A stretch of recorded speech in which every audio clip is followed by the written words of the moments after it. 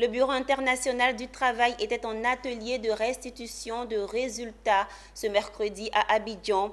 Un atelier fait suite à une étude qu'il a menée sur le cadre institutionnel et réglementaire de la protection sociale, notamment sur le cas des employeurs et des travailleurs de l'économie informelle en Côte d'Ivoire.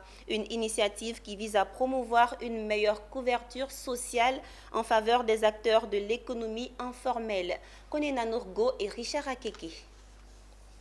Selon le rapport 2020 de l'Organisation internationale du travail, seulement 17,4% de la population africaine est couverte par une protection sociale. Et cette situation est plus préoccupante dans les pays en voie de développement.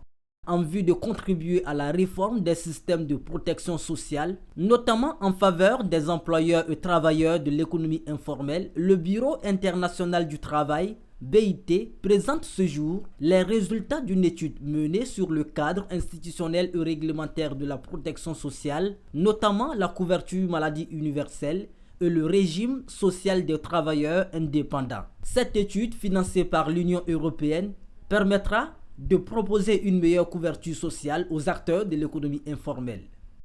La Covid-19 a venu rappeler à tous à quel point il est important de parvenir à une protection sociale universelle.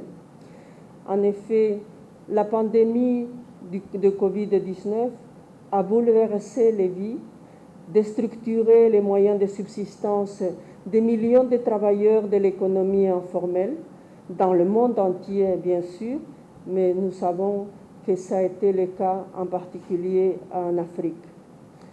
L'extension de la protection sociale aux travailleurs et entrepreneurs de l'économie informelle nécessite la mise en place de mécanismes novateurs pour faire face aux barrières légales, financières et opérationnelles qui entravent leur accès aux institutions de protection sociale. L'Union européenne s'est toujours souciée du développement équilibré, du caractère de la dimension humaine nécessaire pour assurer un développement d'un pays.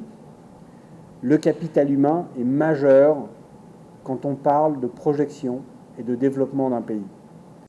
Après validation, les recommandations de cette étude menée auprès des acteurs de l'économie informelle seront remises au gouvernement ivoirien. Tous les acteurs, dont les partenaires sociaux, les organisations des employés et des employeurs, ont pris part à cet atelier.